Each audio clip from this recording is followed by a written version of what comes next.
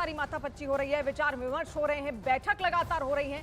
क्या और कब तक कौन सा फॉर्मूला निकलकर अब इन बैठकों से सामने आएगा?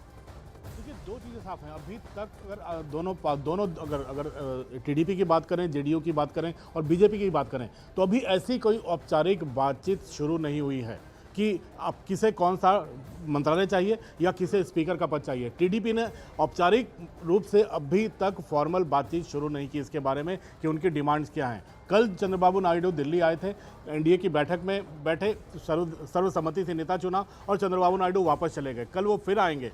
कल एनडीए का नेता चुना जाएगा प्रधानमंत्री नरेंद्र मोदी वो, और वो कल जाकर दावा पेश करेंगे और 8 या 9 तारीख को शपथ हो सकती है। लेकिन जहां तक मंत्रालयों की बात है, ये जो चार सांसद पर एक मंत्रालय का फॉर्मूला है, वो पहले भी 2019 में भी सामने आया था। 2014 को देखें, 2019 को देखें तो जो सहयोगी थे उनको बहुत ज़्यादा नुमाइंदगी नहीं मिली थी। जो मेजर पोर्टफोलियोज थे वो बीजेपी के पास ही रहते, खासकर जो रायसीना हिल वाले। विदेश मंत्रालय अहम माना जाता है, फिनांस बीजेपी अपने पास रखना चाहेगी, विदेश मंत्रालय अपने पास, रक्षा अपने पास रखना चाहिए, गृह मंत्रालय अपने पास रखना चाहेगी। लेकिन इनके साथ साथ मिनिस्टर ऑफ स्टेट का भी एक फॉर्मूला होता है। और जहां तक चेयरमैन, जहां तक स्पीकर पद का सवाल है, अगर बालयोगी स्पीकर थे वाजपेयी सरकार के, इसका मतलब ये नहीं है कि अभी फिर से वो स्पीकर बन जाएं। तब की स्थितियों में अब की स्थितियों में अंतर है। चंद्रबाबू नायडू को आंध्र प्रदेश को आगे बढ़ाना है। अमरावती जिसको उन्होंने अपनी राज्य की राजधानी बनाया था, जिसको जगन मोहन रेड्डी ने काफ़ी हाशिए पर रख दिया, उसके लिए पैसे चाहेंगे।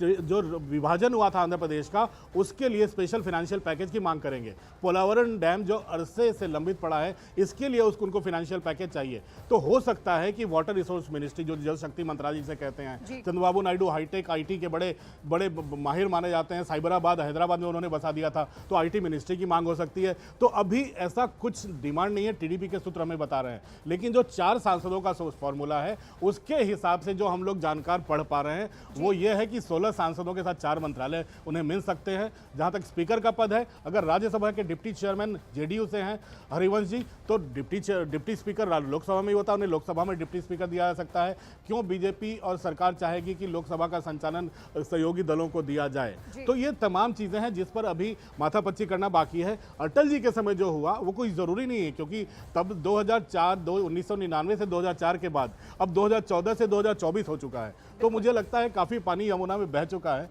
तो अब जब तक फॉर्मली नेता, भीड़ भाड़ में कभी पोर्टफोलियो पे चर्चा नहीं होती जी, और इसीलिए शायद ये लंबा विचार विमर्श भी यहाँ पर हो रहा है। अमिताभ जी, आपका विश्लेषण हम और समझेंगे, आप हमारे साथ बने रहिए। वहीं मोदी सरकार के पिछले 2 साल के कार्यकाल को अगर देखें तो सरकार में सहयोगियों को सांकेतिक प्रतिनिधित्व में नागरिक उड्डयन, भारी उद्योग, खाद्य प्रसंस्करण, स्टील और खाद्य जन वितरण और उपभोक्ता मामले जैसे मंत्रालय दिए गए हैं। खाद्य जन वितरण एवं उपभोक्ता मामले का मंत्रालय 2014 में रामविलास पासवान के पास था, नागरिक उड्डयन टीडीपी के पास रहा, भारी उद्योग एवं पब्लिक एंटरप्राइज शिवसेना के पास रहा। और इस लिहाज से उम्मीद की जा रही है कि जेडीयू को इस बार पंचायती राज और ग्रामीण विकास, टीडीपी को नागरिक उड्डयन, स्टील मंत्रालय और आईटी और इलेक्ट्रॉनिक्स, तो शिवसेना को भारी उद्योग मंत्रालय यहां पर दिया जा सकता है। और वहीं सहयोगियों को वित्त और रक्षा में राज्य मंत्री का पद यहां पर मिल सकता है।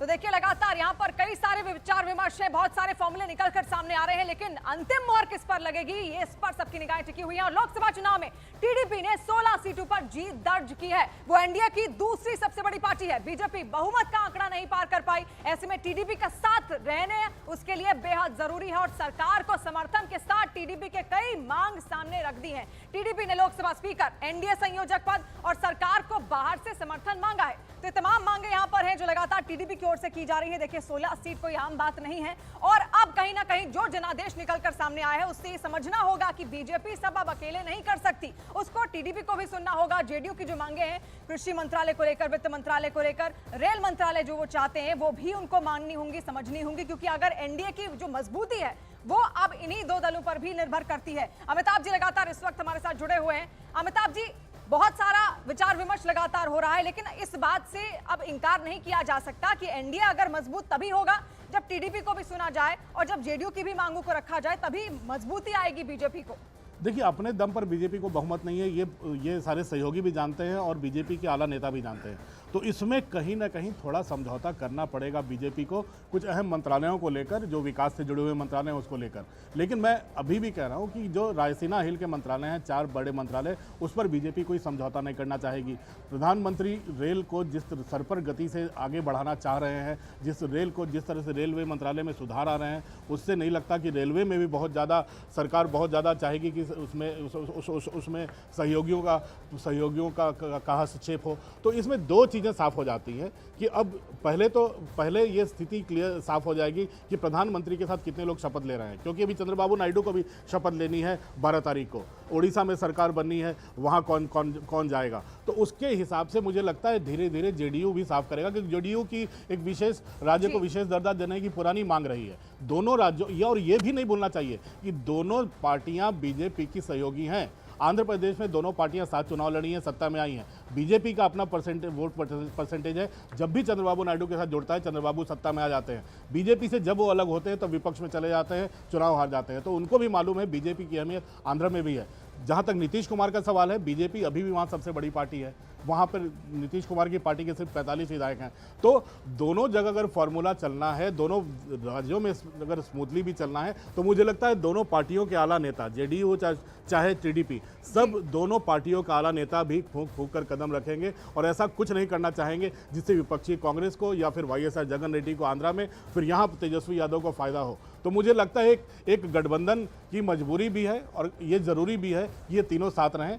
तो अपने अपने राज्य की भी मजबूरियां हैं और केंद्र में साथ रहना तो जरूरी है, क्योंकि एक गठबंधन ऐसा है जो चुनाव के पहले बना था, जिसको जनता ने मैंडेट दिया है। बीजेपी को भले ही पूर्ण बहुमत ना मिला हो, लेकिन एनडीए को तो 290 सीटें पार हैं। इसलिए लगता नहीं है कि बहुत ज़्यादा अड़चन आने वाली है। जो मांग होगी नेता मिल बैठ के करेंगे और प्रधानमंत्री ने भी संकेत दे दिया है कि आने वाले दिनों में सब मिल बैठकर बात करेंगे और आगे बढ़ेंगे। विश्लेषण के लिए बहुत शुक्रिया अमिताभ।